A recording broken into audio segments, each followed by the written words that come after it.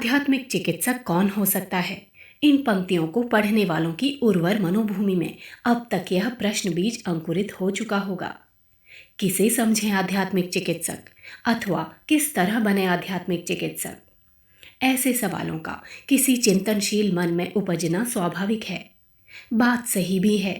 आध्यात्मिक चिकित्सा के सैद्धांतिक पहलू कितने ही सम्मोहक क्यों न हो, परंतु उसके प्रायोगिक प्रभाव किसी आध्यात्मिक चिकित्सक के माध्यम से ही पाए जा सकते हैं। एक वही है जो मानवीय जीवन के सभी दोषों, विकारों को दूर कर संपूर्ण स्वास्थ्य का वरदान दे सकता है। इसके अभाव में ना तो आध्यात्मिक चिकित्सा संभव हो पाएगी और ना ही व्यक्तित्व के अभाव और अवरोध दूर हो सकेंगे। निस्संदेह आध्यात्मिक चिकित्सक होने का दायित्व बड़ा है। आध्यात्मिक चिकित्सा के सिद्धांतों एवं प्रयोगों को जानना सामान्य चिकित्सा शास्त्र से कहीं अधिक दुष्कर है।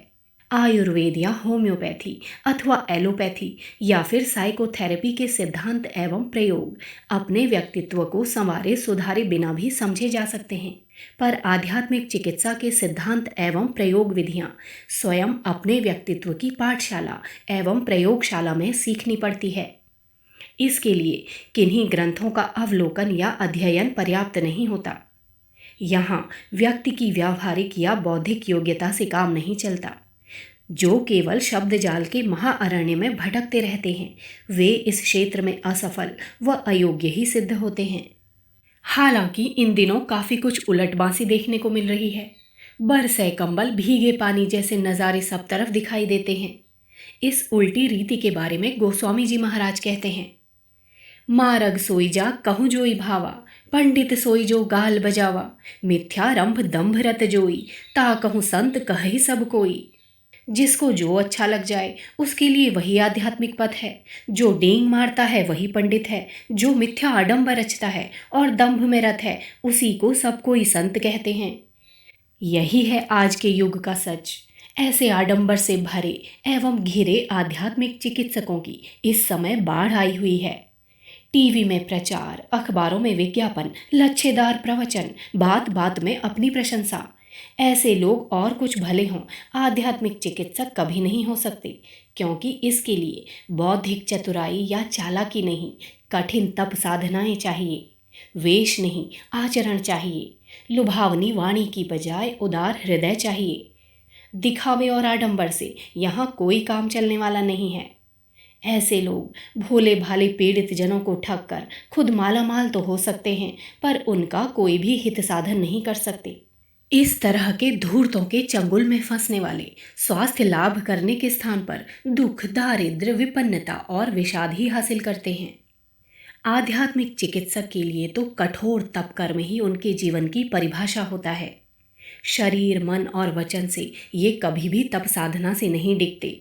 इनका जीवन अपने आप में उच्च स्तरीय आध्यात्मिक प्रयोगशाला होता है, जिसमें कठिन आध्यात्मिक प्रयोगों की श्रृंखला हमेशा चलती रहती है। इनके रोम रोम में आध्यात्मिक ऊर्जा की सरिताएं उफनती हैं। इनका व्यक्तित्व आध्यात्मिक तेज का प्रज्वलित पुंज होता है। जिनके अंदर ऐसी योग्यता होती है, वही आध्यात्मिक चिकित्सक होने के लिए सुपात्र, सत्पात्र होते हैं। आध्यात्म विद्या अस्तित्व के समग्र बोध का विज्ञान है। जो इसमें निष्णात हैं, उनकी दृष्टि पारदर्शी होती है। वे व्यक्तित्व की सूक्ष्मताओं, गहनताओं और गुह्यताओं को समझने में सक्षम होते हैं। उनके लिए किसी के अंतर में प्रविष्ट होना, उसकी समस्याओं को जान लेना बेहद आसान होता है। वे औरों को उसी तरह से देखने में समर्थ होते हैं जैसे हम सब किसी शीशे की अलमारी में बंद सामान को देखते हैं। यह सामान क्या है, किस तरह से रखा है, पारदर्शी शीशे से साफ साफ नजर आता है। कुछ इसी तरह से आध्यात्मिक चिकित्सक को अपने रोगी के रहस्य नजर आते हैं। उसके लिए जितना प्रत्यक्ष व्यवहार होता है, उतने ही प्रत्यक्ष संस्कार होते हैं। वह जितनी आसानी से वर्तमान जीवन को जान सकता है, उतनी आसानी से पूर्व जन्मों को भी निहार सकता है। युग ऋषि परम पूज्य गुरुदेव ऐसे ही आध्यात्मिक चिकित्सक थे। मानवीय चेतना के सभी दृश्य अदृश्य आयामों की मर्मज्ञता उन्हें हासिल थी। जब भी कोई उनके पास आता था, वह उसकी समस्याओं को बड़ी आसानी से समझ लेते थे। समस्याओं की समझ, उसके कारणों की खोज एवं इसके सार्थक समाधान में उन्हें कुछ ही मिनटों का समय लगता था। एक बार बातचीत के क्रम में उन्होंने कहा था, जब भी कोई मेरे पास अपनी समस्या लेकर आता है, मैं उसकी आंखों के माध्यम से उसकी अंतर चेतना में प्रविष्ट हो जाता हूँ और उसकी समस्या के यथार्थ को जान लेता हूँ। उनकी इस बात पर जिज्ञासा करते हुए एक शिष्य ने कहा, गुरुदेव, आने वाला तो अपनी समस्या स्वयं ही आपको बता देता है, इसमें जानने की क्या जरूरत है। इस शिष्य के कथन पर गुरुदेव कुछ इस तरह से हंस पड़े जैसे कोई प्रौढ़ समझदार व्यक्ति किसी छोटे बच्चे की बात पर हंसता है। और वे हंसते हुए बोले, बेटा, कम ही लोग मेरे पास सही बात बताते हैं, यानी वे झूठ बोलते हैं अथवा फिर अपनी बातों को बढ़ा चढ़ा कर कहते हैं अथवा आधी अधूरी बात कहते हैं। अब ऐसी बातों से तो काम चलता नहीं, इसलिए मुझे उनके अंदर झांक कर सच्चाई जाननी पड़ती है। इस तरह से समस्या की सारी सच्चाई पता चल जाती है, साथ ही समाधान के सूत्र भी हाथ लग जाते हैं। सो कैसे?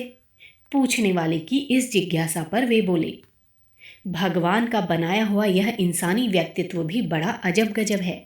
इसकी गहरी परतों में न केवल समस्या की जड़ें होती हैं, बल्कि समाधान के सूत्र भी होते हैं। प्रायः ये समस्याएं किसी पूर्व जन्म के कर्म, प्रारब्ध या संस्कार के कारण पनपती है। समाधान के रूप में बस इनकी थोड़ी सी आध्यात्मिक शल्य क्रिया करनी पड़ती है।